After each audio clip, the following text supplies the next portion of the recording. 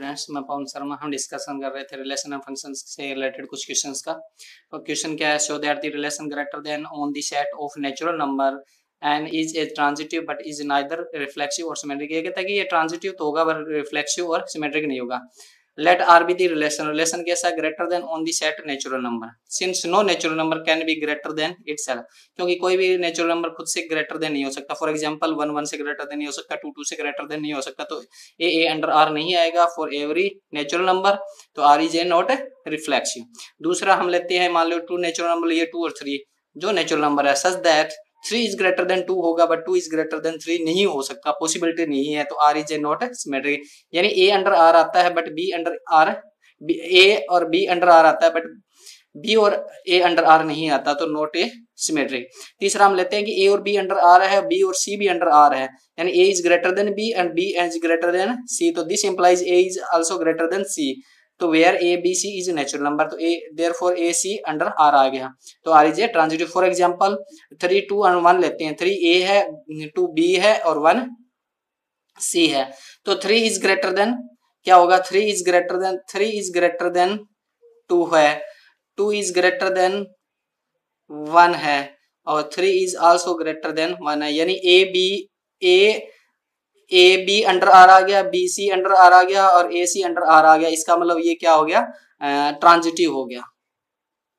Next question क्या है, so that relation R in the set R of a real number define as a ordered pair of a b such that a is greater than equal to b square is neither reflexive nor symmetric or nor transitive।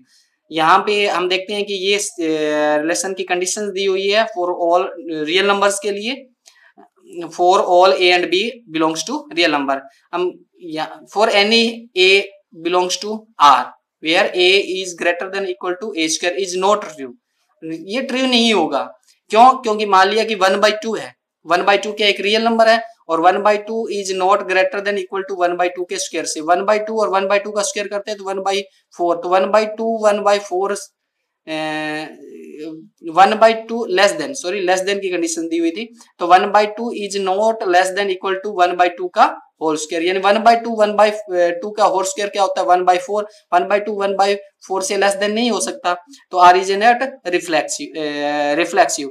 अब A and B are under R है, यानी A is less than equal to B square. Now A less than equal to B square does not implies that B less than equal to A square.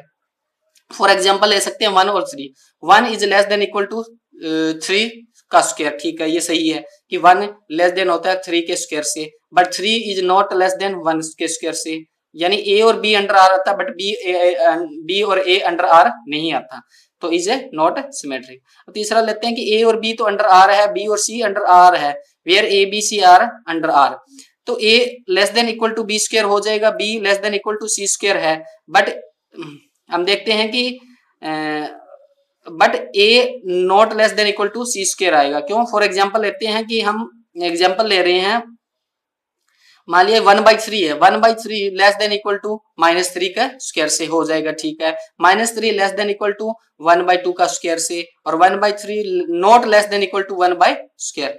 मान लिया हमने कि 1/3 है वो ए है और -3 है वो बी है और 1/2 क्या है सी है, तो 1/3 A less than equal to B यानी -3 के स्क्वायर से, ठीक है, और -3 बी था, -3 लेस देन 1/2 के स्क्वायर से, ये भी ठीक है।